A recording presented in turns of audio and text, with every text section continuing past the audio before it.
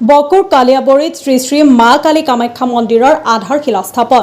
বকো অঞ্চলৰ যুৱ সমাজ কৰ্মী ৰাজু মেছৰ জৰিয়তে কালিয়াবৰী শ্ৰী শ্ৰী মা কালী কামাখ্যা মন্দিৰৰ ৰঙা ফিটা কাটি কামৰ শুভ আৰম্ভণি কৰে।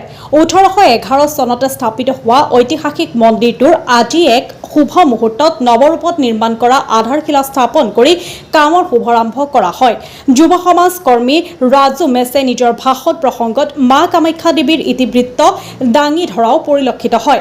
আনহাতে আগন্তুক দিনক জনজাতিৰ বাবে সংৰক্ষিত বকো ছয়গাঁও সমষ্টিত টিকট লাভ কৰিলে ৰাইজৰ কাম কৰাৰ আশীৰ্বাদ বিচাৰিলে যুৱ সমাজ কৰ্মীৰ ৰাজু মেছে। কাৰ্যসূচীত বকো মণ্ডল বিজেপিৰ সভাপতি হিৰণ্য কুমাৰ নাথ, ৰাভা হাছং স্বায়ত্তশাসিত পৰিষদৰ সাধাৰণ সদস্য মেঘালী ৰাভা, ITDP কামৰূপৰ চেয়াৰমেন মোহন বড়োৰ লগতে স্থানীয় লোক। বকুৰ পৰা ধনমণি ৰিপৰ্ট, নিভাজ অসম। মই এই বকো অঞ্চলতে মই খেলা ধূলা কৰি ডাঙৰ দীঘল হোৱাৰ পৰা জন্ম হোৱা ল'ৰা। ইয়াতে এই অঞ্চলৰ পৰাই মই এই মাটিৰ পৰাই মই আজি যদি কিবা কিঞ্চিত হ'লেও উপাৰ্জন কৰি মোৰ জীৱন নিৰ্বাহ কৰি আছোঁ। এই অঞ্চলৰ মাটিয়ে মোক দিয়া বুলি ধাৰণা কৰিছোঁ। আৰু মাটি মানে মানুহ, হয়নে? সেইকাৰণে মই ভাবোঁ কি মোৰ এটা নৈতিক দায়িত্ব আছে। মই কিবা যদি কিঞ্চিত হ'লে আৰ্জিছোঁ, অলপ সমাজক ঘূৰাই দিয়াৰ মোৰ এটা দায়িত্ব এটা আছে। সেই দায়িত্বকে মই স্বীকাৰ কৰি আজি এই কামাখ্যা মন্দিৰৰ মন্দিৰ নিৰ্মাণ যিটো কাৰ্যসূচী, ইয়াত মই অংশগ্ৰহণ কৰিছোঁ। আৰু মোৰ সাধ্য অনুযায়ী এই মন্দিৰটোত মই কিবা অলপ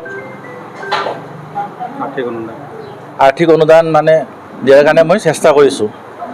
ভগৱানকতো আমি যিমান দিলেও কম, ভগৱানক আমি কি দিম, হয় নে নহয়? মোৰ সৰ্বোচ্চ মই মা কামাখ্যাৰ ওচৰত মই অৰ্পণ কৰিলেও এইটো কম।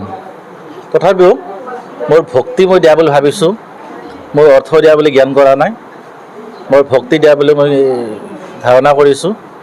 আৰু মই মাৰ আশীৰ্বাদ ল'বহে একচুৱেলি ইয়াতে আহিছোঁ। মই কি দিছোঁ সেইটো প্ৰাসংগিক নহয়।